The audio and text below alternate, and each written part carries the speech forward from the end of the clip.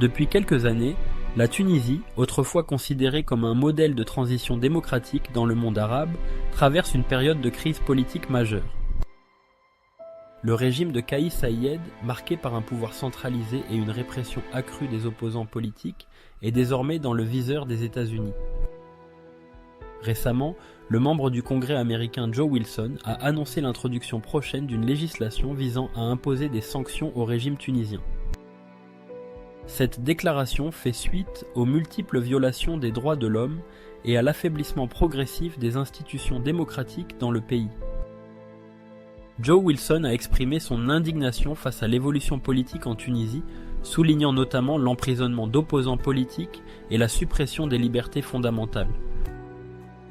Le représentant républicain a rappelé que la Tunisie, qui bénéficiait d'une aide américaine de 127,2 millions de dollars en 2023, ne méritait plus ce soutien tant que le régime en place continuait à violer les principes démocratiques. D'après Wilson, la Tunisie est désormais dirigée par un régime autoritaire qui s'appuie sur la répression et la force pour se maintenir au pouvoir. Il accuse également le pays de collaborer étroitement avec d'autres régimes considérés comme antidémocratiques, notamment l'Iran.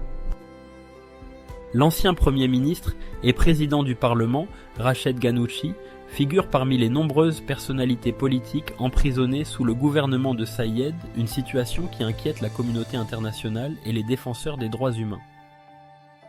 Face à cette dérive autoritaire, les États-Unis envisagent de durcir leur position et de mettre en place des sanctions économiques et politiques ciblées contre les responsables du régime tunisien.